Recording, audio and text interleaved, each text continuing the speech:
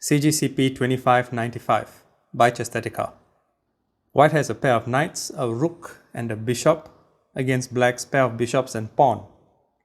So white is ahead in material, but at the same time, black's pawn on g6 forks the knight and bishop. Option for white is bishop captures bishop.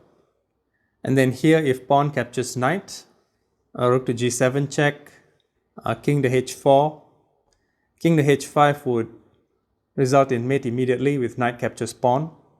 So king to h4, knight captures pawn anyway, king to h3, bishop to f1, king to h2, rook to g2 check, king back to h3, king to f4, bishop to d6 check, trying to buy some time, knight captures bishop, king to h4, and rook to h2 mates.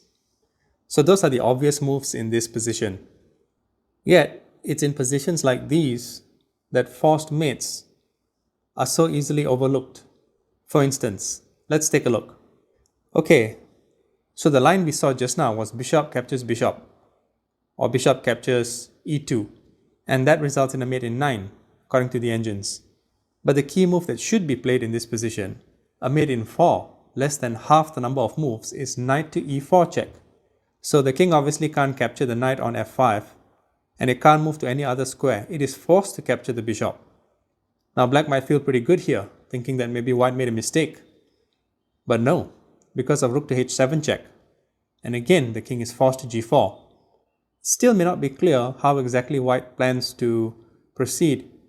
Knight to e3. And again, the king only has one move. King to f3. And if the king thought he was safe moving away from the edge of the board, he would be wrong because rook to h3 mates anyway.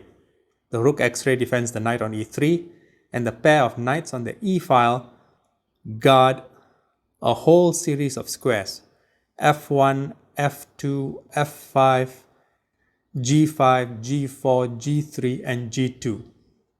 Not to mention on the other side of the board. So a pair of knights can also be very powerful, as is the case here. Looking back at the original position, do you think you would have seen that? Knight to e4 check? If so, you're probably a better player than you think. Until the next one.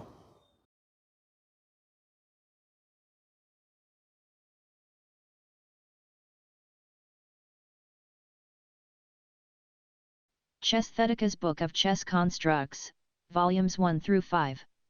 Available on Amazon.